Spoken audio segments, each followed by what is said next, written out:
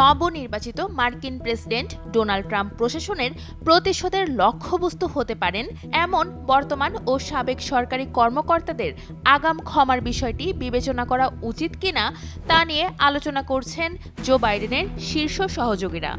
আলোচনা সম্পর্কে অবগত একাধিক সূত্র এই তথ্য দিয়েছে। তবে সূত্রগুলো বলেছে এ বিষয়ে এখনো কোনো সিদ্ধান্ত নেননি বাইডেন।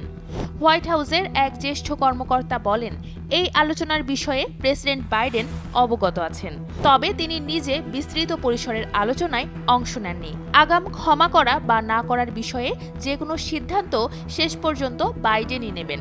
ফৌজদারি অপরাধের ঘটনায় রোববার প্রেসিডেন্ট বাইডেন তার ছেলে হান্টারকে আনুষ্ঠানিকভাবে ক্ষমা করেন, যদিও আগে বাইডেন বারবার বলেছিলেন তিনি তার ছেলেকে ক্ষমা করবেন না।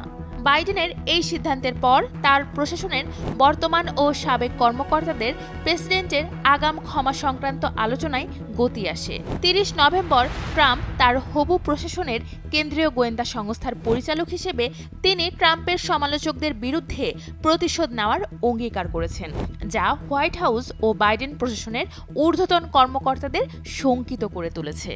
সূত্র জানিয়েছে, বাইডেনের আগাম ক্ষমার জন্য যাদের বিবেচনা করা হচ্ছে তাদের মধ্যে রয়েছেন প্রতিনিধি পরিষদের সাবেক রিপাবলিকান সদস্য লিজ চেনি, শীর্ষ সংক্রামক রোগ বিশেষজ্ঞ অ্যান্টনি ফাউসি, ক্যালিফোর্নিয়ার নবনির্বাচিত সিনেটর অ্যাডাম শিফ, অবসরপ্রাপ্ত জেনারেল মার্ক মিলে। ট্রাম্পের কড়া সমালোচক লিজ চেনি।